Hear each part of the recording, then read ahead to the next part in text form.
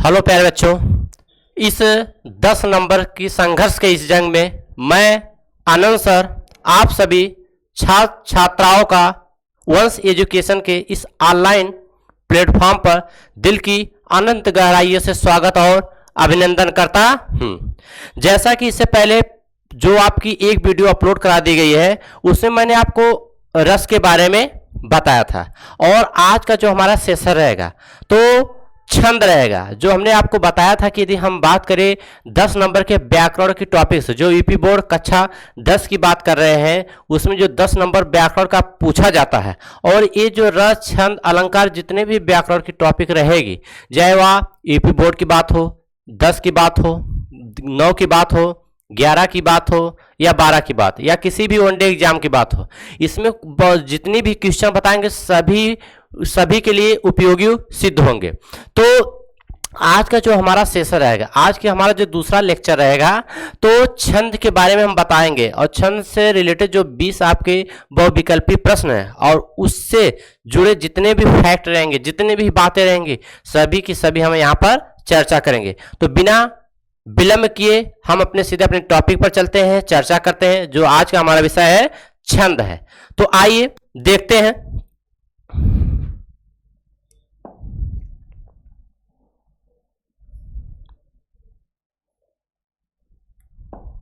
देखिए, यदि हम बात करें छंद की बात करते हैं तो छंद के उन 20 बहुविकल्पी प्रश्न को हल करने से पहले हम छंद के कुछ महत्वपूर्ण तथ्यों पर चर्चा कर लेना चाहते हैं। ठीक, छंद के कुछ महत्वपूर्ण तथ्यों पर हम चर्चा कर लेना चाहते हैं कि छंद होता क्या है। ठीक है, जैसे यदि हम छंद, ये जो शब्द है, ये जो छंद, ये आपका क्या है, ये जो शब्द है, ये जो छंद शब्द दिया है, इस शब्द की उत्पत्ति कैसे हुई, ये शब्द का शाब्दिक अर्थ होता क्या है, इन सभी पहलुओं पर पहले हम चर्चा कर लेंगे। उसके बाद हम 20 बहुविकल्पी प्रश्नों को देखेंगे। देखिए, यदि पहली बात यदि हम करें छंद की, यदि हम पहली बात करें, छंद का जो शाब्दिक अर्थ होता है,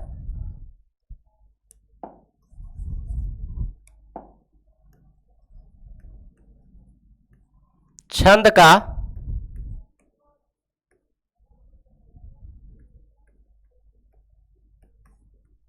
शाब्दिक अर्थ क्या होता है? बंधन होता है। क्या होता है? बंधन होता है, पहली बात। और दूसरी पॉइंट की बात करें, जो ये छंद शब्द है, ये जो छंद शब्द है,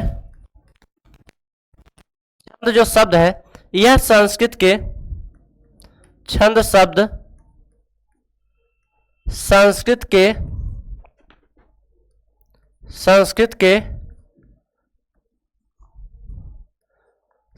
छद धातु, संस्कृत के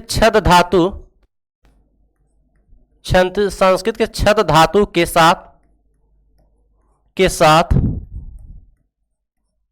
साथ असन प्रत्यय जोड़ने से बनता है। असन प्रत्यय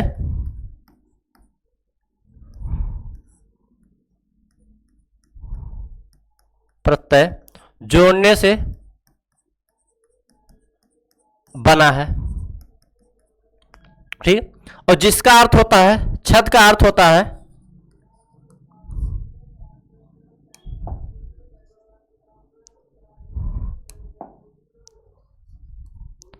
छद का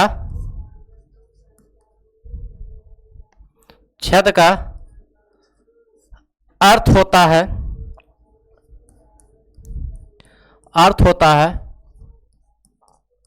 आह्लादित करना या प्रसन्न करना।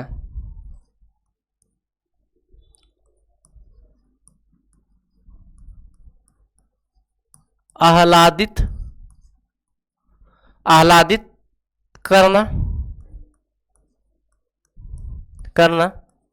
या प्रसन्न करना।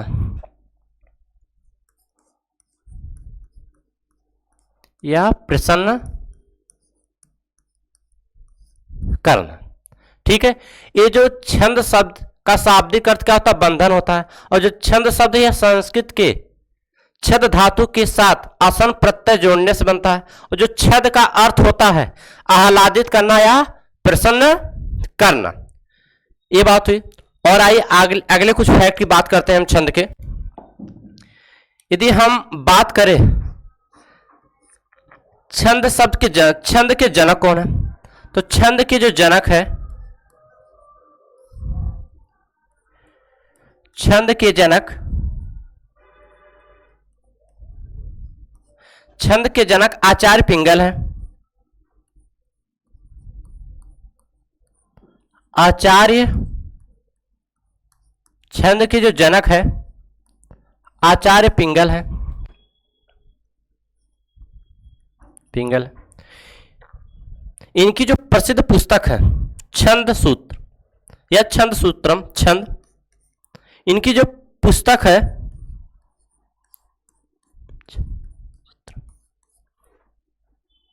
छंद सूत्र,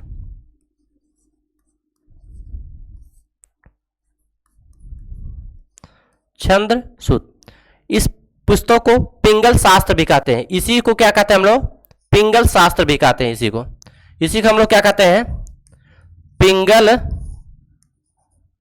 शास्त्र भी कहते हैं।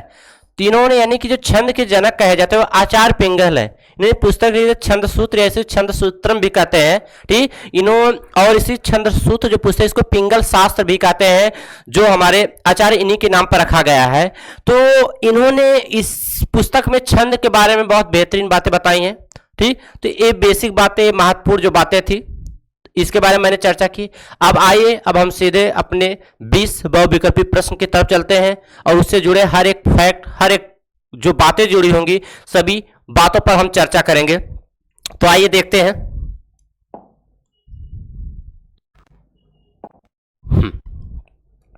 देखिए पहली बात, पहला प्रश्न आपका है कि छंद का शाब्दिक अर्थ होता है। छंद का शाब्दिक अर्थ होता है, तो इसमें क्या क्या है? फर्स्ट ऑप्शन ये है छदम होता है, सेकेंड है बंधन होता है, थर्ड है आच्छादित होता है और फोर्थ है छिद्र होता है।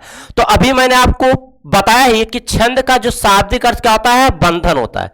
छंद का शाब्दिक अर्थ क्या होता है? बंधन होता है। यहां पर प्रश्न आपका यह उठता है कि छंद का जो शाब्दिक अर्थ बंधन ही क्यों होता है? क्यों आच्छादित नहीं हो सकता, छिद्र नहीं हो सकता? इसका कारण है छंद का जो शाब्दिक अर्थ क्या होता है? बंधन है। यदि हम छंद की परिभाषा की बात करें कि छंद का जो शाब्दिक अर्थ बंधन है तो क्यों है, तो आइए समझते हैं। यदि हम छंद की परिभाषा की बात करते हैं, यदि हम छंद की परिभाषा की बात करें तो छंद की परिभाषा क्या कहती है? कहती है चरण, वर्ण, मात्रा, चरण, वर्ण, मात्रा, यति, गति, तुक, यति, गति, तुक, तथा गण, तथा गण इत्यादि से युक्त, तथा गण इत्यादि से युक्त, इत्यादि से युक्त काव्यबद्ध रचना,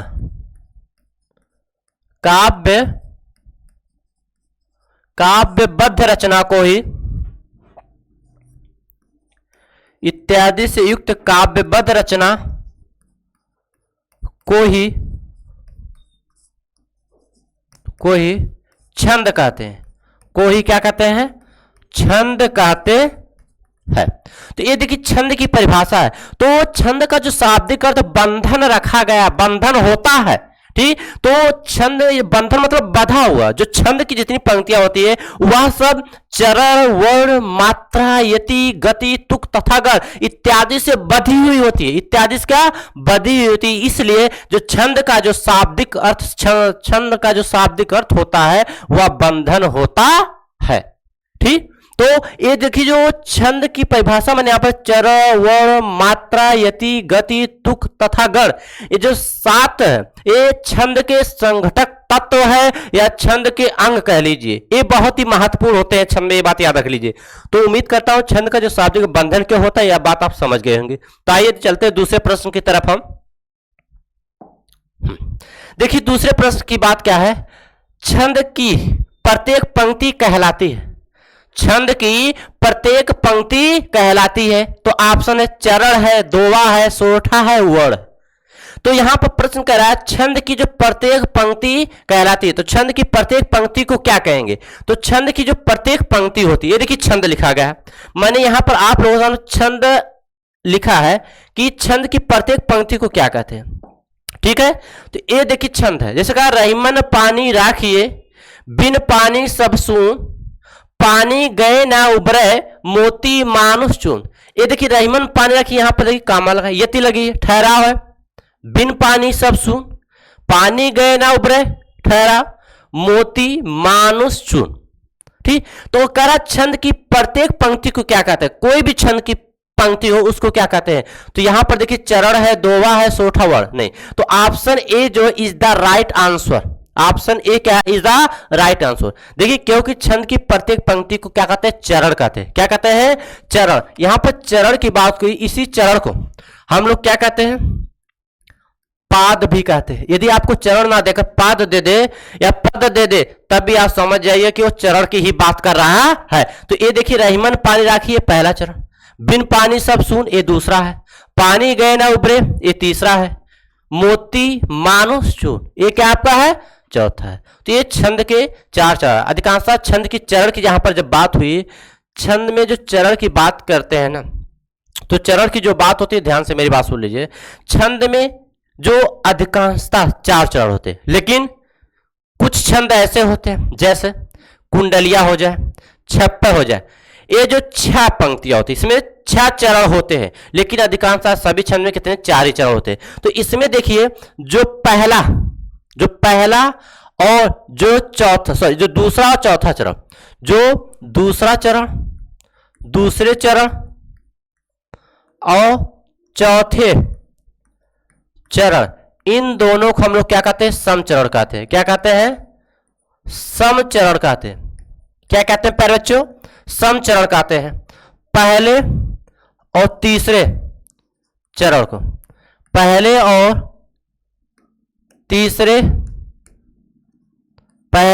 तीसरे चरणों को हम लोग क्या कहते हैं? विषम चरण कहते हैं। क्या कहते हैं? विषम चरण कहते हैं, ठीक है। ये बात आप ध्यान सुनिएगा। तो ये बात हुई, किसकी बात हुई? चरण की बात है। किसको समचरण कहते हैं, किसको विषम चरण कहते हैं।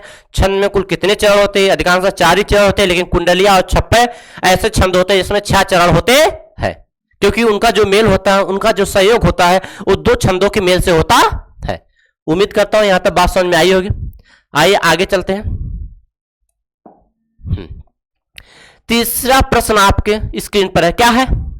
छंद के द्वितीय व चतुर्थ चरण को क्या कहते हैं? यहां पर प्रश्न दे भी दिया है। छंद के द्वितीय व चतुर्थ चरण को क्या कहते हैं? समचरण कहते हैं, विषम चरण कहते हैं, ये तो नहीं होगा विषम, अर्ध समचरण नहीं, इनमें से कोई नहीं, इसकी बात ही नहीं करेंगे, ठीक। छंद के द्वितीय, देखिए छंद लिखा गया, ये आपका क्या है? छंद लिखा गया है। करा द्वितीय व चतुर्थ चरण को, दूसरा ये है, दूसरा आपका ये है, चौथा चरण आपका ये दूसरा चरण आपका है, ये दूसरा चरण है, ये आपका क्या है? ये आपका चौथा चरण है, ठीक। तो इन्हीं की बात करा। छंद के दूसरे और चौथे चरण को क्या कहते हैं? छंद के दूसरे और चौथे चरण का भी मैंने बताया आपको समचरण कहते हैं। क्या कहते हैं? समचरण कहते हैं। और पहले और तीसरे की बात करते हैं, पहले और तीसरे को, यहां पर पहले और तीसरे की बात करें, पहले और तीसरे चरण को क्या कहते हैं? विषम चरण कहते हैं। क्या कहते हैं? विषम चरण कहते हैं मेरे प्यारे बच्चों। क्या कहते हैं? विषम चरण, ठीक। इसको हम लोग क्या कहते हैं? विषम चरण कहते हैं, ठीक है। चलिए आइए आगे देखते हैं। चौथे प्रश्न की तरफ हम चलते हैं। चौथा प्रश्न आपका क्या कह रहा है, लघु वर्ण कितनी मात्राओं वाला होता है। यहां पर जो लघु वर्ण होता है, लघु वर्ण कितनी मात्राओं वाला होता है। 4 होता है, नहीं। 3 होता है, नहीं। 2 होता है, नहीं। 1 होता है, जी हां। क्योंकि छंद की यदि हम बात करें, छंद में 2 ही मात्राओं का कार्य होता है, एक लघु एक दीर्घ। एक लघु एक दीर्घ, जिसको दीर्घ को हम लोग क्या कहते हैं, गुरु भी कहते हैं। ठीक है, तो यहां पर लघु वर्ण कितनी मात्राओं वाला होता है, वह होता है 1। यहां पर देखिए, एक मात्रा की बात की गई है, 2 मात्रा। एक मात्रा में जो होगा लघु वर्ण रहेगा, क्या रहेगा, लघु वर्ण रहेगा। और लघु वर्ण में क्या क्या रहेगा, ध्यान से मेरी बात सुनिए। छोटा आ रहेगा, छोटी, छोटा ऊ और ये री। ये जो लघु, ये जो स्वर है, ये हरस स्वर इसको कहते हैं। ये जो हरस स्वर है, इन स्वरों की मात्रा जिस किसी व्यंजन के साथ लगी हुई मिल जाए, वहां पर एक मात्रा काउंट की जाए, अर्थात उसी को हम लोग क्या कहते हैं, लघु कहते हैं। क्या कहते हैं प्यारे बच्चों, लघु कहते हैं। और 2 की बात करें, और उसका जो चिन्ह होता है आपके इस तरह दर्शाया जाता है। छंद में मात्रा काउंट कर समय बताया जाएगा। आइए 2 की बात करें, यहां पर दीर्घ वर्ण की बात की जाए। किसकी वह बात की जाएगी, दीर्घ वर्ण की बात की जाएगी। दीर्घ वर्ण की बात करें, दीर्घ वर्ण में क्या आ जाएगा आपका, बड़ा आ, बड़ी ई, बड़ा ऊ, ए,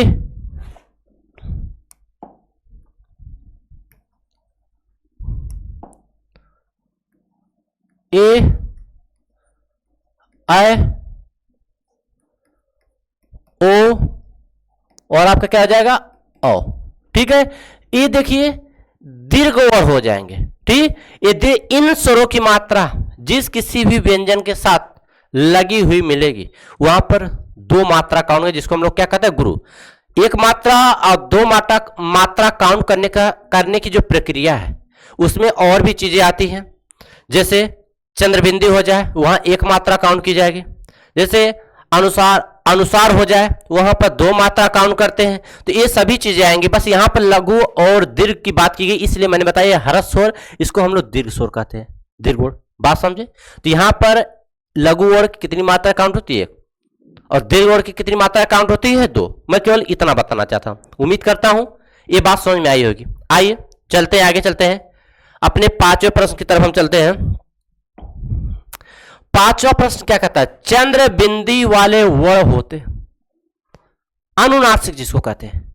चंद्र बिंदी वाले वर्ण क्या होते हैं, दीर्घ होंगे, नहीं भैया, लघु वर्ण होंगे, क्लुप्त होंगे, अनुनासिक।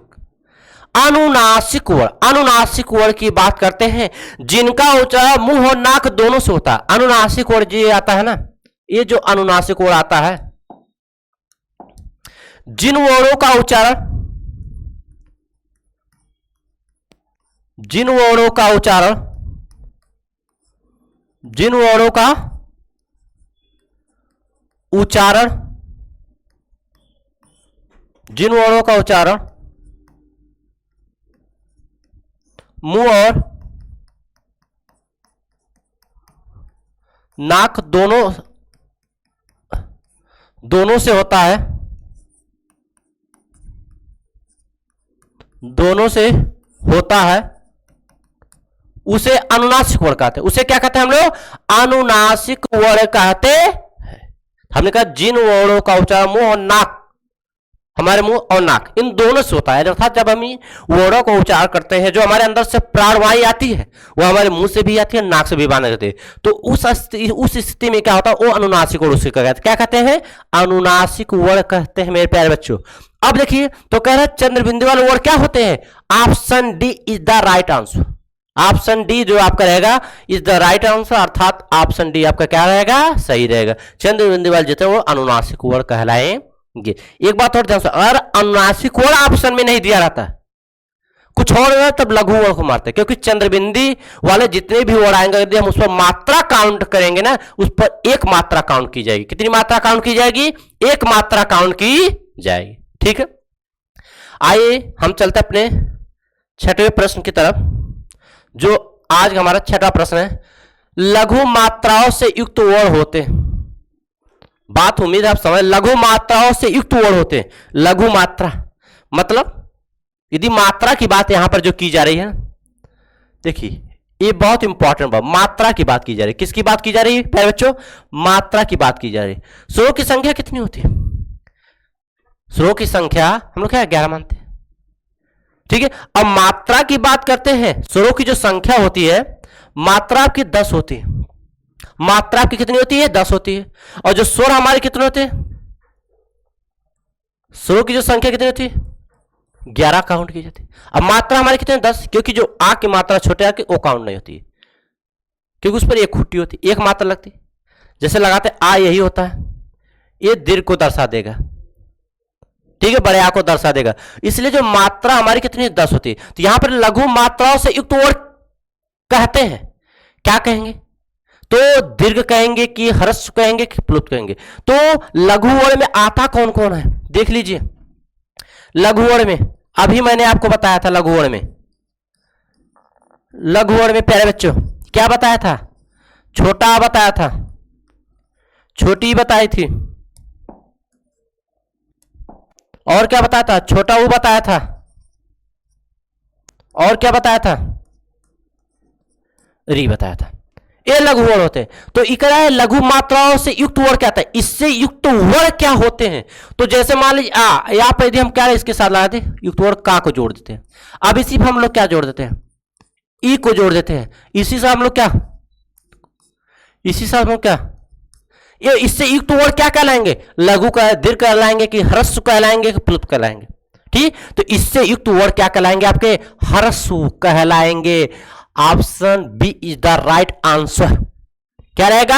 ह्रस्व रहेगा, क्योंकि दीर्घ यहां पर लघु वर्ण ना दीर्घ वर्ण की बात की जाएगी यहां पर, क्योंकि दीर्घ वर्ण की, दीर्घ की परिभाषा क्या होती है? दीर्घ वर्ण या दीर्घ स्वर की परिभाषा है जिन वर्णों के उच्चारण में ह्रस्व की अपेक्षा अधिक समय लगे उसे दीर्घ कहते हैं।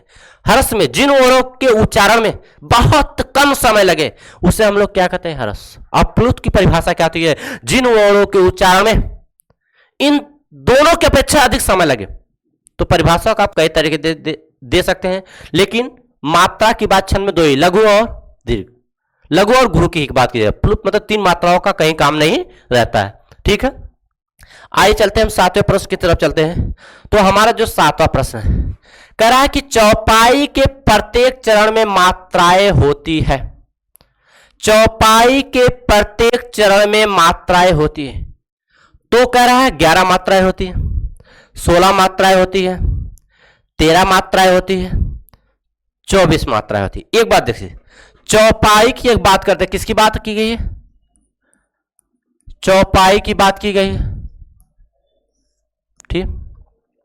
चौपाई के बाद किसकी बात की है? रोला। दो चीजों की मैं बात कर लेना चाहता हूं, चौपाई और रोला।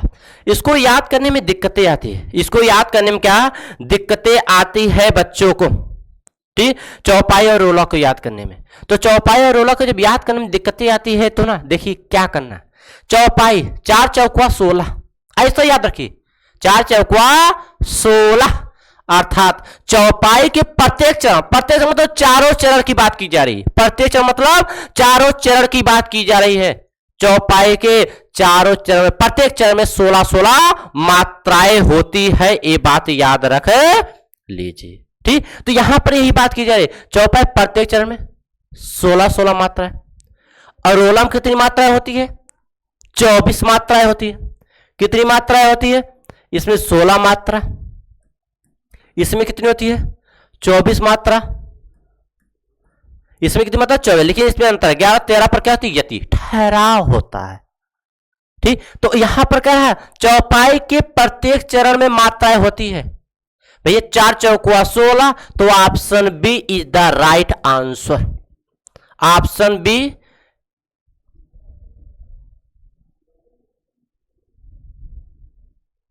Option B is the right answer.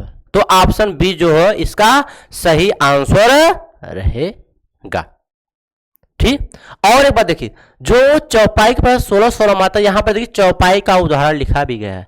तो आइए इस उदाहरण के माध्यम से, इस उदाहरण के माध्यम से हम इस चीज को समझते हैं। आई मात्रा भी काउंट करना सीख लेंगे।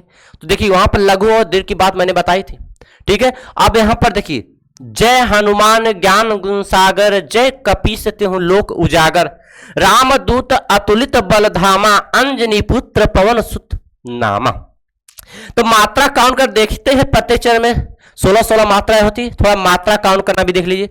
अब देखिए जितने भी लघु वर्ण रहेंगे अर्थात आ ई उ री, ये जो स्वर है हर्ष स्वर, इनके साथ जिस किसी भी व्यंजन, इन स्वरों की मात्रा जिस किसी भी व्यंजन के साथ लगी हुई मिलेंगी वहां पर एक मात्रा अर्थात लघु काउंट करेंगे। और दीर्घ स्वर बड़ा आ बड़ी ई बड़ा उ ए ऐ ओ औ अंक, और इन स्वरों के साथ जिस किसी भी व्यंजन की मात्रा लगी हुई मिलेगी वहां पर हम क्या काउंट करेंगे, गुरु अर्थात दीर्घ। और एक स्थिति ऐसी होती है संयुक्त वर्ड की बात होती है, वहां पर भी गुरु काउंट करते हैं, लेकिन कुछ कंडीशन में स्थितियां बदल जाती है, अपवाद में वो आता है, हा के साथ वो अपवाद रहता है।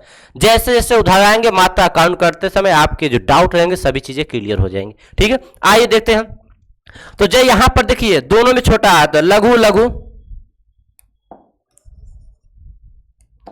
ये भी लघु रहेगा, ये भी लघु रहेगा, ये भी लघु, ये भी लघु, ये गुरु हो जाएगा, ये भी लघु, ये भी गुरु हो जाएगा, ये भी लघु, ये भी लघु, ये भी लघु, लघु सॉरी गुरु, छोटा सा इसके साथ दीर्घ बड़ा है तो गुरु हो जाएगा, ये लघु, ये भी लघु, ये भी लघु, ये भी लघु, ये भी लघु, ये गुरु, ये आपका लघु। अब देखिए तिहु, बहुत से बच्चे इसमें कंफ्यूज रहेंगे, सर जी ये देखिए अनुनासिक वर्ड आया है, ये लघु में काउंट होता है, ये जहां कहीं भी लगा हुआ मिल जाए तो बिना सोचे लघु ही लगाएंगे। अगर यहाँ पर बड़ा ऊ होता तब यहाँ पर गुरु लगता, हा पे भी छोटा ऊ है तो यहाँ पर भी क्या रहेगा, ये लघु रहेगा। यदि ये अनुसार होता तो क्या हो जाता है, ये गुरु हो जाता, ये गुरु हो जाएगा, ये भी लघु हो जाएगा, ये भी लघु, ये गुरु, ये लघु लघु। आप ऐसे काउंट कर ले, देख लेते हैं, 2 2 4 2 6 6 2 8 2 10 2 12 2 14 2 16, इसमें भी 16 आई, इसमें 2 2 4 2 6 2 8 2 10 2 12 2 14 2 16, इसमें भी 16 आई। तो इस तरह आप इसमें भी काउंट कर लीजिएगा, 2 गुरु लघु गुरु लघु लघु लघु लघु लघु लघु लघु गुरु गुरु, इसको कहा 2 2 4 2 6 2 8 2 10 2 12 2 14 2 16, इसमें भी 16 आपकी आई, इसमें भी क्या है 16 आई। अंजनी पुत्र पवन सुत नामा, अंजनी में देखिए आप अनुसार है तो ये गुरु हो जाएगा, ये आपका क्या हो जाएगा, लघु हो जाएगा, ये भी लघु है। पुत्र, पुत्र की बात करें त्रा छत त्र ग स्रा, ये संयुक्त वर्ड होते हैं, इन संयुक्त वर्ड की बात करें। अब देखिए त्रा का नियम जान लीजिए, अब ये ता धर रा, ये जो त्रा है ना प्यारे बच्चों, अगर इसका योग करेंगे ता धन रा के योग से मिला रहता है। जो ये ता है, इस ता का प्रभाव उससे पहले वाले वर्ड पर पड़ता है, उससे पहले अरे यानी कि पा पर पड़ेगा, पा पर मात्रा लघु लगी, लेकिन इस जो आधे ता का प्रभाव इस पर पड़े इसलिए लघु ना होकर गुरु हो जाता है। लेकिन एक बात याद रख ले, यदि यही स्थिति आधे की अगर पहले होती उससे बाद कोई उससे पहले कोई वर्ड होता तब ये लघु ही रहता, तो अब ये लघु हो जाएगा, लघु लघु लघु लघु लघु गुरु गुरु। अब देखिए 2 2 4 2 6 2 8 2 10 2 12 2 14 2 16, इन प्रत्येक चरण में प्रत्येक पंक्ति में 16-16 मात्राएं हैं। इससे यह स्पष्ट होता है कि यह आपका चौपाई छंद है। उम्मीद करता हूं ये बात समझ में आ गई होगी, ठीक है। तो आइए अगले प्रश्न की तरफ से चलते हैं। 8वां प्रश्न हमारा क्या है, छंदों को पढ़ते समय कई स्थानों पर विश्राम लेना पड़ता है, ये विश्राम क्या कहलाते हैं।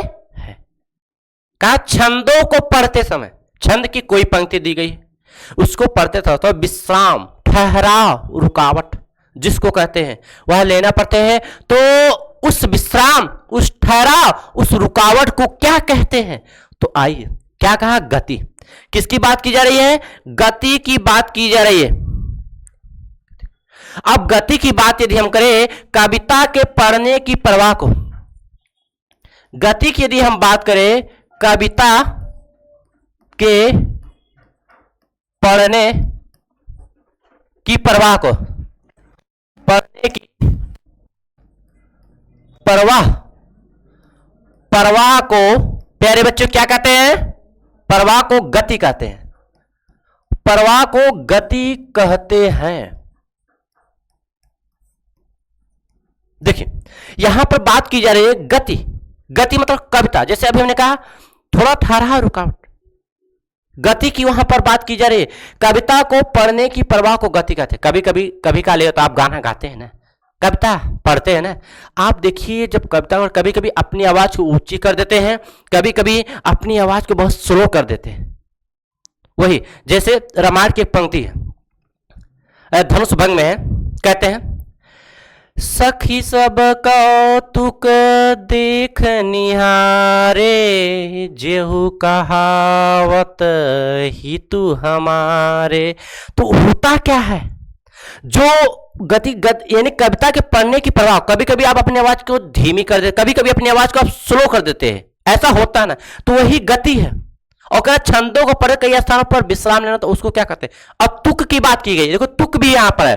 तुक चरण के अंत में, तुक की यदि हम बात करें, चरण के अंत में, चरण के अंत में समान ध्वनि वाले अक्षरों को, समान ध्वनि वाले अक्षरों को, समान ध्वनि वाले, समान ध्वनि वाले अक्षरों को,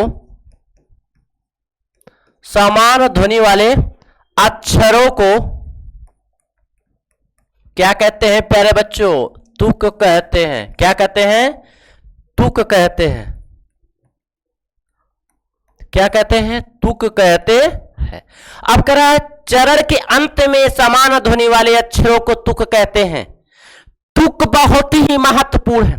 क्यों? क्योंकि कोई भी काव्य की पंक्ति यदि आप पढ़ते हैं, वहां पर देखिए अंत में जो तुक की बात करेंगे, अंत में जो मिलान कहते हैं, जय हनुमान ज्ञान गुण सागर, जय कपिस्ते हो लोक उजागर, अंत में तुक बरा। इसीलिए चौपाई की जितनी पंक्तियां, चौपाई या दोहा जो आप पढ़ते हैं ना, वहां लास्ट में जब तुक लगाकर बोलते हैं ना, तो आप उसको स्पष्टता के साथ बोल पाते हैं। तो ये तुक का यही कमाल होता है। ठीक। और मात्रा की बात की जा रही है, किसकी बात की जा रही है? मात्रा की बात की जाए तो ये जो मात्रा का काम होता है, लघु और दीर्घ।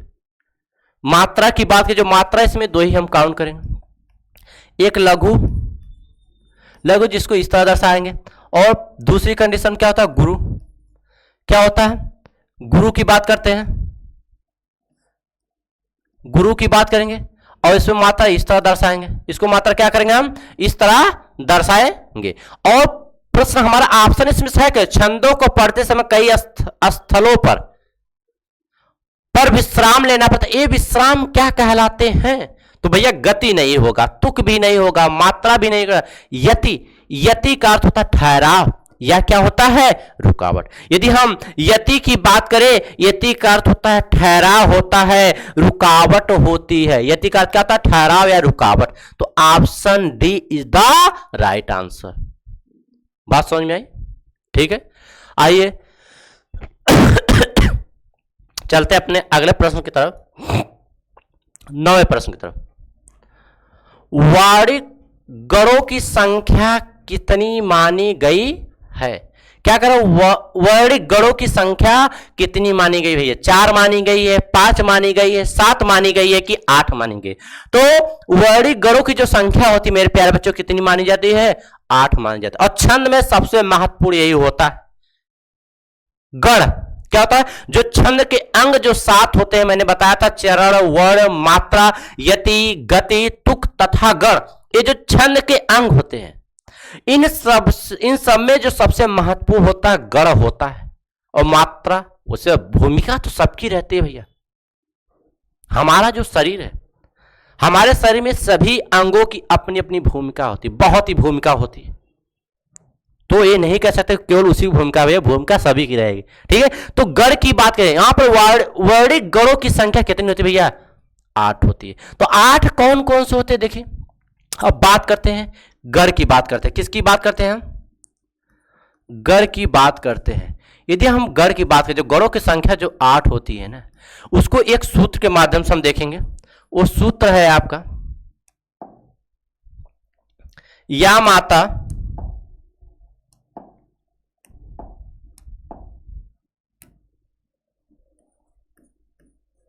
या माता राजभान, या माता राजभान सलगा, या माता राजभान सलगा। इस सूत्र के माध्यम से मैं 8 ही 8 गणों को बताऊंगा और उसको मात्रा कैसे लगी रहेगी। अब जैसे मैं अभी आपको दे दूं, चलिए बताइए इसमें कौन सा गण पाया जाएगा, गुरु गुरु गुरु, तो इसमें कौन सा गण पाया जाएगा। और यहां पर जो गण आया है तो गण की परिभाषा बता देना चाहता हूं इस समय। गण की परिभाषा 3 अक्षरों से युक्त रचना को गण कहते हैं। क्या रहेगी? 3 अक्षरों से, या 3 मात्राओं की बात, 3 अक्षरों से युक्त, 3 अक्षरों से युक्त रचना को ही क्या कहते हैं? गण। ठीक। अब 3 अक्षर मतलब जो व्यंजन, उन व्यंजन, उन स्वरों की मात्रा कभी भी जो काउंट की जाती है व्यंजन की नहीं, स्वर की मात्रा काउंट की जाती है, ये बात याद रख लीजिए। ठीक है। अब आइए गण की ये सूत्र है। अब इसके अनुसार हम देखेंगे जो गण हमारे होते हैं 8। पहला या से देखिए क्या हो जाएगा, पहला या से आपको मेरे प्यारे बच्चों क्या हो जाएगा? यगड़ हो जाएगा। क्या हो जाएगा? या से आपका यगड़ हो जाएगा। ठीक। मां दूसरा क्या हो जाएगा? मां से क्या हो जाएगा? मगर हो जाएगा। ता से क्या हो जाएगा? तीसरा तगड़ हो जाएगा। ता से क्या हो जाएगा? तगड़ हो जाएगा। तीसरा। चौथे की बात करते हैं। चौथा आपका क्या हो जाए? रा से रगड़, रा से रगड़। पांचवे की बात करते हैं। पांचवा जा से जगड़, पांचवा जा से जगड़ हो जाएगा। छठवें की बात करते हैं। भा से भगड़ हो जाएगा। सातवें की बात करते हैं। ना से नगड़ हो जाएगा। आठवें की बात करते हैं। सा से सगड़, सगड़। अब बहुत बच्चों के मन में, दिमाग में यह बातें आएंगे, सर जी 2 ठौर बचत बा, ओकर का होई, सगड़ गगड़ लगा देंगे कुल ना। गणों की संख्या मेरे प्यारे बच्चों 8 ही होती है। तो आइए देखिए मात्रा इस पर कैसे काउंट करते हैं। तो आपको ऐसे नहीं मिलेगा, आपको ऐसे कोई छंद की पंक्ति दे दी जाएगी, चाहे वनडे एग्जाम के किसी की बात करें, छंद की पंक्ति दे दी जाएगी और उस पर आपको ऐसे आपको ऑप्शन में दे दिया जाए गुरु लघु लघु, अब पूछते इसमें कौन सा गण पाया जाता है। तो जब आप ये मात्रा लगाना सीखे रहेंगे तभी बता पाएंगे ना। तो देखिए जब या से हमने क्या किया, सॉरी, जब या से हमने यगड़ किया, तो देखिए जब मात्रा का 3 अक्षरों से रचना को छंद कर दे, जब या से यगड़ हो तो 3 वर्ड यहां से ले लेंगे। कितने वर्ड ले लेंगे हम? 3 वर्ड ले लेंगे। 3 या माता ले लेंगे। क्या ले लेंगे? या माता। तो देखिए यहां पर लघु है, यहां पर गुरु है, यहां पर भी गुरु है, तो लघु हो जाएगा, गुरु हो जाएगा, गुरु हो जाएगा। ठीक। अब मातारा है, मां से मगर, तो क्या ले लेंगे हम लोग? मातारा ले लेंगे। क्या ले लेंगे? मातारा। तो तीनों पे देखिए दिए गए, तो गुरु हो जाएगा, गुरु हो जाएगा, गुरु हो जाएगा। अब ता से तगड़ है, तो क्या लेंगे? यहां से ताराज ले लेंगे। क्या ले लेंगे? ताराज ले लेंगे। ताराज, ता से तगड़ दिमाग में आ जाए ताराज, तो गुरु हो जाएगा, गुरु हो जाएगा, लघु हो जाएगा। अब रा से रगड़ है तो राजभा जाना चाहिए दिमाग में। क्या जाना चाहिए? राजभा जाना चाहिए।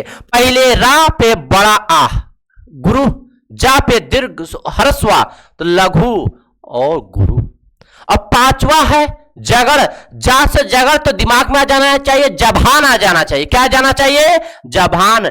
लघु गुरु लघु। भा से भगड़ है तो दिमाग में क्या आ जाना चाहिए प्यारे बच्चों? 3 अक्षर भानस आ जाना चाहिए, तो गुरु लघु लघु। ना से नगड़ है तो प्यारे बच्चों दिमाग में क्या आ जाना चाहिए? नसल आ जाना चाहिए, लघु लघु। सा से सगड़ है दिमाग में सलगा आ जाना चाहिए। क्या आ जाना चाहिए? सलगा। लघु लघु। उम्मीद करता हूं मात्रा कैसे लगाई जाती ये बात आप समझ गए होंगे।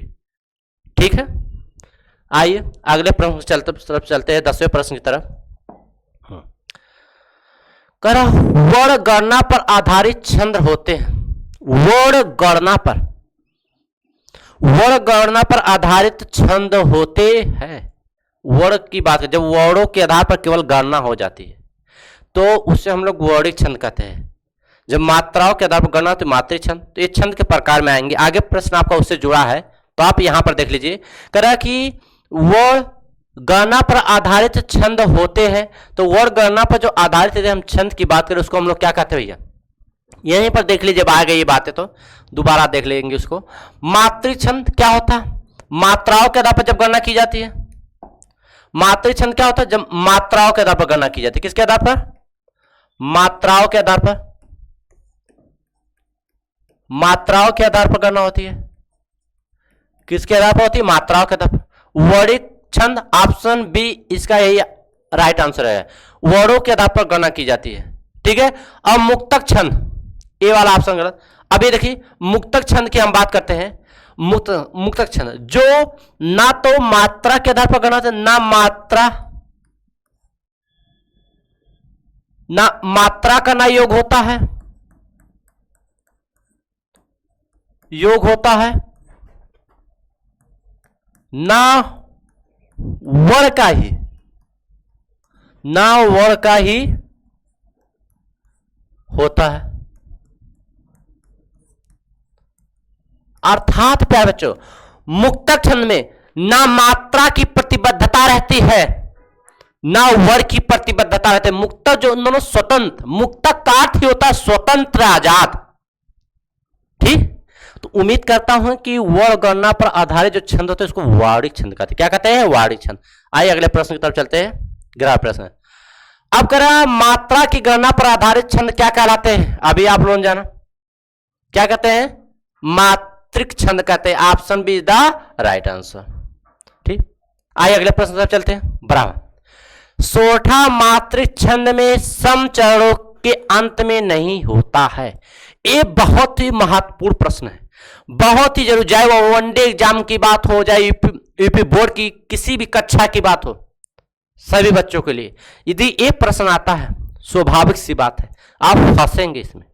क्या फंसेंगे? अभी अगर सोठा का उदाहरण दे दिया जाए तो सोठे के उदाहरण दो तरीके से आते हैं, दो तरीके से दिए जाते हैं इसमें। अभी मैं दो उदाहरणों, इसीलिए दो उदाहरण आपके सामने लिखा हूं, दोनों में अंतर को बहुत बेहतरीन तरीके से समझाऊं। आप किसी से भी पूछ लीजिए, उस चीज के लिए दिक्कतें आएंगी यदि ध्यान से इस चीज को नहीं समझेंगे। तो कह रहा है सोठा मात्रिक छंद में सम चरणों के अंत में नहीं होता। वैसे होता सोठा अर्ध सम मात्रिक छंद, जो ये सोठा की बात की गई है, सोठा छंद की बात की गई है मेरे प्यारे बच्चों। किसकी? ये जो सोठा छंद की बात की गई है, ये जो सोठा छंद की बात की गई, सोठा जो होता है हमारा अर्ध सम मात्रिक छंद होता है। क्या होता है? अर्ध सम मात्रिक छंद होता है। क्या होता है? अर्ध सम मात्रिक छंद होता है प्यारे बच्चों। क्या होता है? अर्ध सम मात्रिक छंद होता है। पूछ रहा है कि सोठा मात्रिक छंद में सम चरणों के अंत में नहीं होता। सम और विषम चरण तो आप जान गए, सम चरण क्या होता है, विषम चरण क्या होता है। तो मेरे प्यारे बच्चों बता दी इसमें सम चरण क्या है, दूसरे या चौथे चरण को सम। तो हमें दूसरे या चौथे चरण में क्या देखना है कि अंत में क्या नहीं होता। ये जो ऑप्शन 4 दिए हैं, इन चारों ऑप्शनों में से यदि सोठा छंद दिया है तो सम चरणों के अंत में क्या नहीं पाया जाएगा, यगर नहीं पाया जाएगा, कि मगर नहीं पाया जाएगा, कि तगर नहीं पाया जाएगा, कि जगर नहीं पाया जाएगा। तो आइए देखते हैं। तो यदि मैं ऑप्शन की बात हो, इसमें जो ऑप्शन है यगर भी नहीं होगा, मगर भी नहीं होगा, तगर भी नहीं होगा। Option D is the right answer. लेकिन क्यों, कैसे? तो आइए मात्रा हम काउंट करते हैं। दो उदाहरण आपके सामने दिए गए हैं, तो मैं सम और सम चरण की बात करूंगा। तो देखिए दूसरा चरण आपका यही है ना, दूसरा चरण।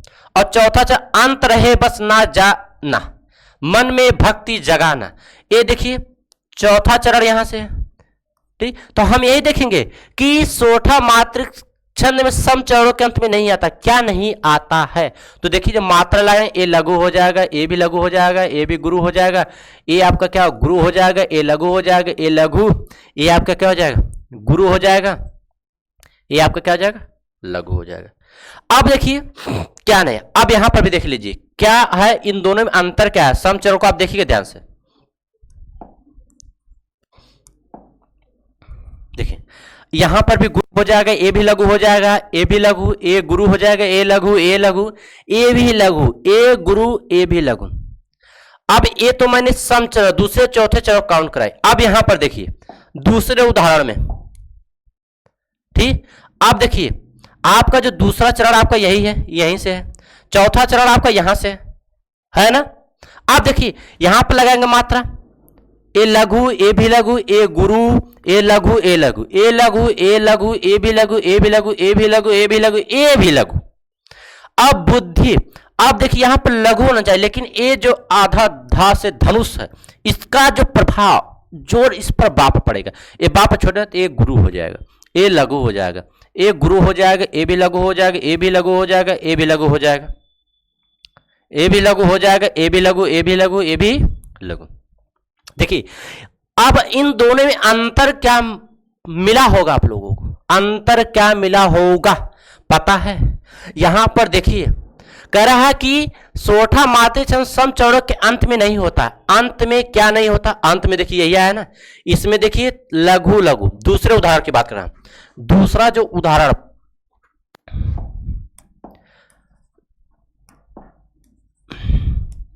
पहला जो उदाहरण है, पहले उदाहरण सोठा क्या क्या आया, देखिए लघु आया है, गुरु आया, लघु आया, देखिए दोनों में ही है। और दूसरे उदाहरण क्या है, दूसरे उदाहरण क्या है, लघु लघु लघु। यही अंतर है, यही पूछ रहा है। तो इन दोनों में से ऑप्शन क्या जगड़ है कि सोठा माते छंद में सम चौड़ों के अंत में नहीं होता है। जगड़ कभी भी नहीं होता है। यदि सोठा छंद के सम चौड़ों में अर्थात दूसरे और चौथे चरण में प्यारे बच्चों जगड़ आया तो वह सोठा छंद का उदाहरण नहीं है। ये बात याद रख लीजिएगा।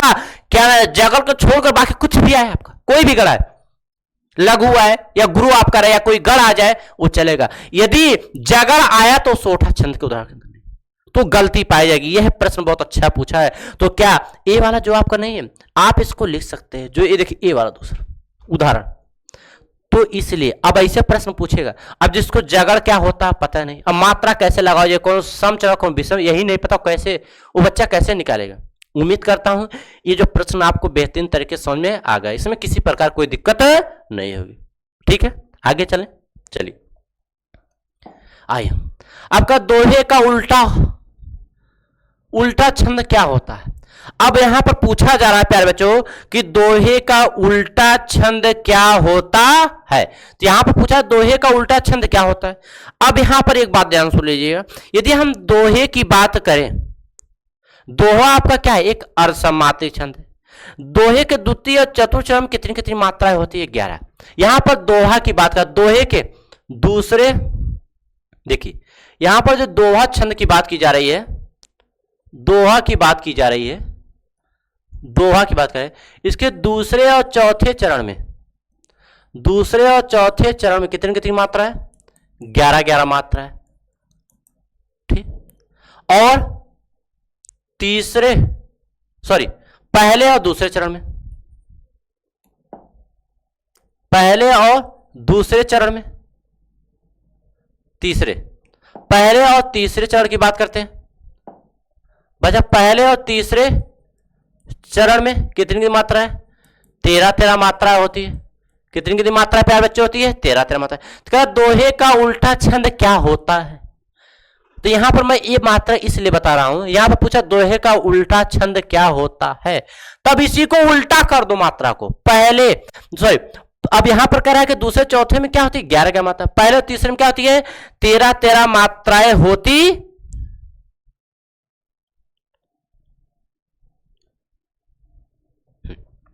पहले और तीसरे में 13 मात्रा होती है ना। अब देखिए यहां पर दोनों में यही कह रहा है कि पहले और तीसरे में कितनी कितनी मात्रा है, 13।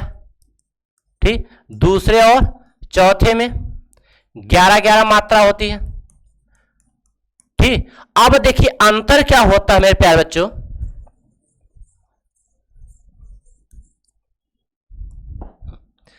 दोहा का जो उल्टा होता है वह सोठा होता है। क्या होता है, सोठा होता है। क्या होता है, सोठा होता है। तो सोठे के पहले और तीसरे चरण में, पहले और तीसरे चरण में कितनी कितनी मात्रा हो जाएंगे, 11 मात्रा। कितनी कितनी, 11 मात्रा।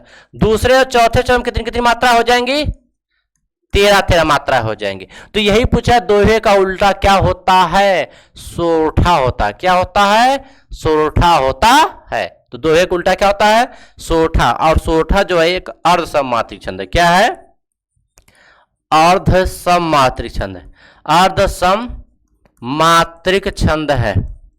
अर्ध सममात्रिक छंद है। और चौपाई जो है एक आपका सममात्रिक छंद है। चौपाई आपका सममात्रिक छंद है। चौपाई आपका क्या है? सममात्रिक छंद है। रोला भी आपका सममात्रिक छंद है। रोला भी आपका क्या है? सममात्रिक छंद है। रोला भी आपका सममात्रिक छंद है। और बरवह, बरवह आपका अर्ध सममात्रिक छंद है।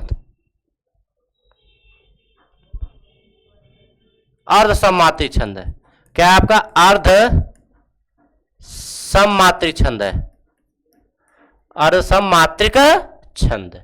ठीक है, आइए चलते हैं अगले प्रश्न की तरफ। 14वें प्रश्न की तरफ चलेंगे अपने। 14वां प्रश्न सोठा है। अभी मैंने बताया सोठा आपका क्या है? अर्ध सममात्रिक छंद है, विषम वर्णिक छंद है, समवर्णिक छंद है, विषम मात्रिक छंद है। सोठा क्या है प्यारे बच्चों? अर्ध सममात्रिक छंद है। सोठा क्या आपका है? अर्ध सममात्रिक छंद है। ये तो बात समझ सकते हैं। आइए अगले प्रश्न की तरफ चलते हैं। 17वां प्रश्न अब आपका दिया है। अब कंडीशन क्या थी? कभी काल या वनडे एग्जाम की बात करें या कक्षा 10 की बात करें, जब ऑब्जेक्टिव क्वेश्चन बनते हैं, कभी काल ऐसा छंद की पंक्ति दे दिया जाएगा। आपको कहेगा निम्नलिखित पंक्तियों में कौन सा छंद है, निम्नलिखित पंक्तियों में कौन सा छंद है। तो आइए हम क्या करेंगे, इस पर मात्रा काउंट करेंगे, मात्रा लगाएंगे। मात्रा लगाने के बाद आप समझ जाएंगे कौन सा छंद है। अब देखिए, अब यहां पर बात जब आ रही है कि मात्रा पहले काउंट कर लेते हैं, तब बता पाएंगे कौन सा छंद है। जानिए, एक गुरु हो जाएगा, ए लघु हो जाएगा, ए गुरु हो जाएगा, ए लघु हो जाएगा, ए भी लघु, ए भी लघु, ए गुरु, ए लघु, ए लघु, ए भी लघु, ए लघु, ए भी लघु हो जाएगा। ए हा हर्ष, ए भी लघु, ए भी लघु, ए भी लघु, ए भी लघु हो जाएगा, ए भी गुरु हो जाएगा, ए भी क्या हो जाएगा? लघु हो जाएगा। ए भी लघु, ए भी लघु, ए गुरु हो जाएगा, ए लघु, ए लघु, ए माँ पे अनुसार ए भी गुरु हो जाएगा, ए भी लघु, ए भी लघु, ए गुरु हो जाएगा, ए लघु हो जाएगा, ए गुरु हो जाएगा, ए लघु, ए भी गुरु, ए भी लघु। फर्क कौन लगा? ए भी लघु, ए भी लघु, ए भी लघु, ए भी लघु, ए लघु, ए लघु। अब देखिए मात्रा काउंट करेंगे। अब जब भी छंद की बात है, कक्षा 10 की बात करें तो सोठा, दोवा, रोला, चौपाई, 10 और 12 वाले यदि बच्चे हैं तो कक्षा 12 के जो बच्चे हैं उसमें दोहा, सोठा, रोला, चौपाई, इन चारों की परिभाषा और धारा स्पष्टीकरण देख लेंगे। और जो कक्षा 10 के बच्चे हैं, चौपाई और रोला, जो ये बात होती है, दोहा, सोठा, ये भी आप देख लेंगे। उसे ऑब्जेक्टिव क्वेश्चन को केवल देख लेंगे इस पर। तो आप क्या करेंगे? मात्रा काउंट करेंगे, कितनी मात्रा आती है। पहला चरण 2, 1, 3, 2, 5, 1, 6, 7, 8, 2, 10, 11। कितनी मात्रा है? 11 मात्रा है। कितनी मात्रा आई? 11 मात्रा आई है। अब पहले चरण में 11 मात्रा हो गई, ठीक है। अब पहले और तीसरे, तीसरे का काउंट कर दो, दूसरे छोड़, तीसरे काउंट करते हैं। ये देखिए काम 18 तो पहला चरण हो जाएगा। क्या आ जाएगा? पहला चरण। अब तीसरे की बात करते हैं। 2, 2, 4, 2, 6, 2, 8, 2, 10, 11। तीसरे में 2, 2, 4, 2, 6, 2, 8, 2, 10, 11। ये देखिए तीसरा चरण है। ये आपका क्या है मेरे प्यारे बच्चों? ये तीसरा चरण, ये वाला जो चरण है ये तीसरा है। ये आपका क्या है? पहला। पहले और तीसरे चरण में कितनी मात्रा आ गई? 11 मात्रा। पहले और तीसरे चरण में 11 मात्रा है। दूसरे और चौथे चरण में 13 मात्रा आएंगी। कन्फर्म। कितनी मात्रा आएंगी? 13 मात्रा आएंगी। तो देखते हैं कितनी मात्रा? 13। अब कह रहा है दूसरे मात्रा, दूसरे चरण को गिनते हैं। 2, 2, 4, 2, 6, 1, 7, 1, 8, 2, 10, 2, 12, 13। कितनी आई? 13 आई। अब इसमें 2, 1, 3, 2, 5, 1, 6, 6, 2, 8, 2, 10, 2, 12, 1, 13। कितनी मात्रा है? 13। दूसरे और चौथे चरण में कितनी मात्रा आई? 13। इसमें 11 11, इसमें कितनी आई? 13 13 मात्रा। तो बताइए कौन सा छंद है? तो बताइए कौन सा छंद है? इससे पहले अभी हमने आपको बताया था, इससे पहले वाले प्रश्न में देख लीजिए। अभी मैंने बताया था जिसके सोठा छंद में, सोठा में इसके पहले और तीसरे में 11 का मात्रा, दूसरे चौथे में 13 का मात्रा, कौन सा छंद हो जाएगा फिर बच्चों? सोठा। क्या हो जाएगा, सोरठा हो जाएगा। तो option B is the right answer. इसका तो उल्टा ए हो जाता है। बात समझ में आई मेरे प्यारे बच्चों? ठीक है। रोल नंबर 24 12 जो आपके कंपटीशन लेवल की बात करें तो अभी उसको भी बता देते हैं कितनी मात्राएं आती है उसमें। ठीक है, ये चीज होती है। आइए अगले प्रश्न की तरफ चलते हैं। 16वां प्रश्न, सोटा छंद के पहले एवं तीसरे चरण में मात्राएं होती है। सोटा छंद की कितनी कितनी मात्राएं होती है? 11 मात्राएं। कितनी होती है? 11 मात्राएं। Option C is the right answer. ये देखिए A B C C double हो गया है, इसको आप समझ लीजिए तीसरा ऑप्शन है। ठीक है, आइए 17वें क्वेश्चन की तरफ चलते हैं। अब 17वां कह रहा है, श्री गुरु चरण सरोज रज निज मन मुकुर सुधारी बरनऊ रघुबर विमल जसु जो दायक फल चारि। उपयुक्त पंक्तियों में प्रयुक्त छंद है। उपयुक्त पंक्तियों में प्रयुक्त छंद है। तो मात्रा काउंट करते हैं। मात्रा काउंट करेंगे। देखिए श्री, यहां पर एक गुरु हो जाएगा, ए लघु ए भी लघु, रा पे छोटे की मात्रा है। गुरु में मैंने शायद कहीं गलती से मिस्टेक शायद बड़ा लिखा बल्कि वहां छोटा हो रहेगा प्यारे बच्चों। ठीक है, गुरु ए लघु लघु लघु लघु गुरु लघु लघु। ठीक, अब पहले देखिए 2 2 4 2 6 2 8 2 10 2 12 1 13। पहले में 13 आया है तो तीसरे में भी 13। पहले और तीसरे में 13 तय मात्रा है, दूसरे चौथे में 11 मात्रा आएंगी। ठीक है, तो पहले और तीसरे में चरण में, पहले और तीसरे चरण में जब कितनी कितनी मात्रा आ जाए, 13 मात्रा है। दूसरे और चौथे चरण में कितनी कितनी मात्रा आ जाए प्यारे बच्चों? 11 मात्रा है। तो कौन सा छंद होता है मेरे प्यारे बच्चों? तो आपका दोहा छंद हो जाता है। क्या हो जाता है? दोहा छंद हो जाता है। ठीक है, तो इसमें ऑप्शन कौन सा? Option B is the right answer. आप लोग क्या करेंगे, उस पर काउंट करके देख लेंगे। ठीक है, स्थिति तभी देखिए, तभी मात्राएं काउंट करने में गलत आएगा जब आपके जो शब्द दे रहेंगे, जो शब्द अच्छा, जो मात्रा छोटी बड़ी छोटा हो, अगर कहीं गलत है तब मात्रा काउंट करने में गलती आएगी, अन्यथा नहीं आएगी। ठीक, आइए जैसे यहां पर मात्रा की बात जब की जाती है, मात्रा की, जैसे अभी हम मात्रा की बात करें, दुल्हन लिख दे, क्या लिख दे? दुल्हा लिख दे। इस पर जब मात्रा की काउंट की जाती है ना, इसमें देखिए अपवाद, हा के साथ यदि कोई भी संयुक्त हुई, कोई आधा व्यंजन लगा है तो जो मात्रा इस पर लगाएंगे ना, ये गुरु नहीं होगा, ये क्या होगा? ये लघु होगा। ये क्या रहेगा? ये लघु रहता। ये क्या रहता है बच्चों? ये लघु रहता, और ये क्या रहेगा? गुरु। लेकिन यही बात जैसे अभी हम लिख दे क्या? सत्या लिख दे। क्या लिख दे? सत्या लिख दे। अब इस पर जब मात्रा की बात की जाएगी, जब मात्रा काउंट करने की बात आएगी ना, आधे का प्रभाव इस पर, ये गुरु हो जाएगा, ये भी गुरु, ये तो गुरु हो रहेगा क्योंकि यहां पर बड़ा आ। ठीक है, लेकिन हा के साथ यही अपवाद है, यदि कोई भी अधूरा आधा व्यंजन रहता है, उससे पहले कोई लघु है तो इसका प्रभाव इस पर हो जाता है, ये लघु ना होकर गुरु हो जाता है। लेकिन हा के साथ ऐसा नहीं रहेगा, बस इतना याद रखिएगा। ठीक है, तो मात्रा काउंट करना जानते हैं, मात्रा लगाना भी आप जानते हैं, इसको देख लीजिए। आई बात समझ में? आइए आगे चलते हैं अगले प्रश्न की तरफ। 18वें प्रश्न की तरफ चलते हैं। मुख्य रूप से छंद कितने प्रकार के होते हैं? अब ये प्रश्न अच्छा, अब क्या पूछा जा रहा है? मुख्य रूप से छंद कितने प्रकार के होते हैं? 2 3 4 5। तो मुख्य रूप से छंद जो होते हैं प्यारे बच्चों 3 प्रकार के होते हैं। यहां पर किसकी बात की जाए? छंद की बात की। किसकी बात? छंद की बात की जाए। ये जो छंद की यदि हम बात करते हैं ना, जो छंद के मुख्य रूप से प्यारे बच्चों कितने प्रकार होते हैं? 3। कौन कौन होते हैं? पहला होता है वाणिक छंद। पहला क्या होता है? वर्णिक छंद होता है। ठीक, दूसरा आपका क्या होता है? मात्रिक छंद होता है। क्या होता है? मात्रिक छंद होता है। तीसरा क्या होता है? मुक्तक छंद होता है। तीसरा क्या होता है प्यारे बच्चों? मुक्तक छंद होता है। तीसरा मेरे प्यारे बच्चों क्या होता है? मुक्तक छंद होता है। ये छंद के मुख्य रूप से 3 प्रकार होते हैं। वाणिक छंद में जो होता है, इसमें जो गणना होती है मेरे प्यारे बच्चों, वर्णों के आधार पर होती है। किसके आधार पर होती है?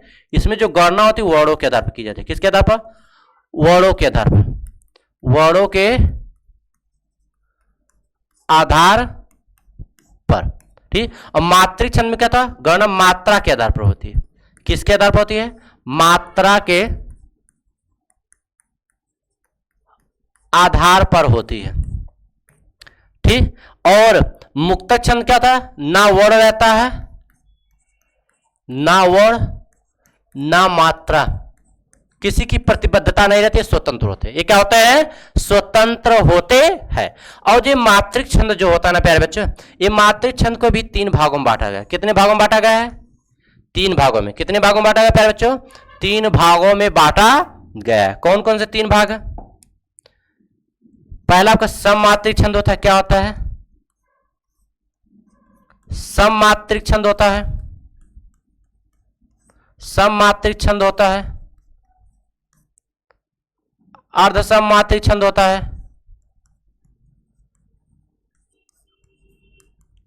अर्धसममात्रिक छंद होता है। मात्रिक छंद होता है। और तीसरा जो होता है विषम मात्रिक छंद होता है। क्या होता है? विषम मात्रिक छंद होता है। विषम मात्रिक छंद होता है। और यहां पर जो सममात्रिक छंद के अंतर्गत क्या क्या आता है, ये भी देख लो। सममात्रिक छंद के अंतर्गत रोला आता है। रोला, चौपाई, गीतिका, हरिगीतिका और भी चीजें। अर्धसममात्रिक छंद के अंतर्गत क्या आता है? दोहा आता है। दोहा, सोठा, बरवय, उल्लाला। क्या आता है? उल्लाला। और विषम मात्रिक छंद के अंतर्गत आता है कुंडलिया आता है। क्या आता है? कुंडलिया आता है। छप्पय आता है। क्या आता है? कुंडलिया आता है, छप्पय आता है। वैसे वाणी छंद को भी 3 भागों में बांटा गया। कौन कौन सा? समवाणी छंद, अर्धसमवाणी छंद, विषमवाणी छंद। ठीक है, तो इस तरह इसको क्या, उस तरह उसको भी बांटा गया है। ठीक, तो मुख्य रूप से छंद कितने प्रकार के होते हैं? 3 होते हैं। ठीक, आइए चलते हैं हम अपने अगले प्रश्न की तरफ। ये 20वां प्रश्न था आपका। कौन सा प्रश्न था आपका ये यार बच्चों? ये 20 नंबर का प्रश्न था। 21वां है प्रश्न। स्लाइड आगे पीछे हो गई तो अब 20वें के बाद 21वां प्रश्न। कौन था? है 21वां प्रश्न है ये मेरे प्यारे बच्चों। 21वां प्रश्न, प्रश्न नंबर 21। प्रश्न नंबर 21 सोटा छंद के दूसरे और चौथे चरण में मात्राएं होती है। कितनी कितनी मात्राएं होती है? क्या पूछ रहा है? सोठा छंद के दूसरे और चौथे चरण की बात करा प्यारे बच्चों। अब सोठा छंद के दूसरे और चौथे चरण की जब बात करा है तो सोठा छंद के दूसरे और चौथे चरण में कितनी कितनी मात्राएं? ऑप्शन दिया है 11 मात्रा। कितनी मात्राएं होती है? 11 मात्रा थे इसके विषम, सॉरी 13 मात्राएं। कर सोठा छंद के दूसरे चौथे सम चरण की बात कर रहा है तो 13 मात्राएं होती है। 13 ऑप्शन दिया, option D is the right answer. Option D is the right answer. 21वें का रहेगा। अब 22वें प्रश्न की बात करते हैं जो हमारा लास्ट प्रश्न है। रोला छंद में यति होती है। रोला छंद में क्या होती है? यति होती। यति मतलब ठहराव। रोला छंद में ठहराव कहाँ होता है? रुकावट कहाँ होती है? 24 मात्राओं, रोला जो 24 मात्राओं का होता है। अब यहां पर कह रहा है जो 24 मात्रा थे कितनी मात्राओं पर क्या होती है? इसमें यति होती है। तो यहां पर यति की बात कर रहा है, इसमें 11 और 13 मात्राओं पर यति थी। रोला एक सममात्रिक छंद है। रोला क्या आपका? एक सममात्रिक छंद है। तो रोला एक सममात्रिक छंद है। इसमें कुल 4 चरण होते हैं। अब प्रत्येक चरण में 24 मात्राएं होती है और 11 और 13 मात्राओं पर क्या होती है? यति। 11 और 13 मात्रा पर मेरे प्यारे बच्चे क्या यति होती है, ठहराव होता है, रुकावट जिसको कहते हैं। ठीक है, तो यही होती है। अब देखिए रोला छंद में 11 और 13 मात्राओं पर, यहाँ पर option B is the right answer. यहाँ पर देखिए रोला की परिभाषा है 11। यहाँ पर देखिए 11 मात्राएं होनी चाहिए। देखिए ले काउंट करके देख लेते हैं। 2 लघु लघु, ए भी लघु, ए भी लघु, एक गुरु, ए भी लघु, 2 2 4 2 6 2 8 10 11, 11 मात्रा, 11 मात्रा पे यति और 13 पर यति होना चाहिए, लास्ट में होना चाहिए। यहाँ पर देखिए ये अच्छी पॉइंट, ये अच्छी बात है। क्या यहाँ पर हा के साथ ना लगा, यहाँ पर लघु रहेगा, यहाँ पर गुरु नहीं रहेगा। अब यहाँ पर क्या रहेगा? गुरु, यहाँ पर भी गुरु, यहाँ पर भी गुरु, यहाँ पर लघु, यहाँ पर लघु, यहाँ पर भी गुरु, यहाँ पर भी गुरु। अब मात्रा काउंट करेंगे, 2 2 4 2 6 2 8 2 10 2 12 1 13 मात्रा है। यदि आप लोगों को ये नहीं पता होता तो कहते सर जी आपने बताया था कि ये देखा ये आधा ना है तो इसका प्रभाव इस पर गुरु करो ना, नहीं होगा। यही तो अपवाद है, यही तो अपवाद। हा के साथ कोई आधा वर्ण रहेगा उसका प्रभाव उस पर नहीं पड़ेगा, इसलिए लागू। अब देखिए 11 और 13 मात्रा पर यति आई ना, इस तरह ये है, तो दोनों को जोड़ेंगे 11 + 13 = 24, 24 मात्रा। कितनी मात्रा हो जाएंगी? 24 मात्रा हो जाएंगी। तो आज यदि हम छंद की बात करें 10 नंबर्स के संघर्ष में, छंद के जो दूसरी हमारी टॉपिक थी यही समाप्त होती है। अगली जो हमारी टॉपिक रहेगी, जो आपको बचता अलंकार बचता है, उपसर्ग है और भी चीजें हैं, तो सभी चीजों को इसी तरह क्रम वाइज करके लाऊंगे। यदि कोई परिवर्तन चाहते हैं, कुछ चीजें अगर कुछ कमियां रही है, कुछ गलतियां रही है तो इसके लिए क्षमा चाहेंगे, और कोई सुझाव देना चाहते हैं तो आपका जो सुझाव रहेगा सर्वोपरि रहेगा, बिल्कुल आप सुझाव दे सकते हैं। आज ये इतना ही। जय हिंद, जय भारत।